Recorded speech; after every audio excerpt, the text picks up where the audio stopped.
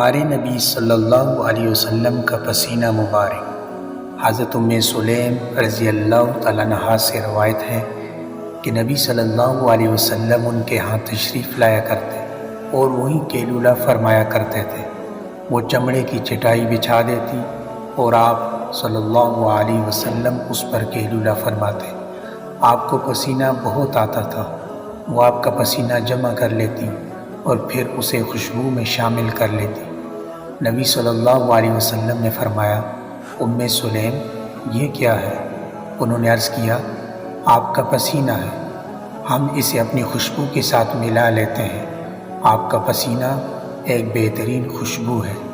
ایک دوسری روایت میں ہے، انہوں نے عرض کیا، اللہ کے رسول صلی اللہ علیہ وسلم، ہم اس کے ذریعے اپنے بچوں کے لیے برکت حاصل کرتے ہیں۔ آپ صلی اللہ علیہ وسلم نے فرمایا، تم نے ٹھیک کیا۔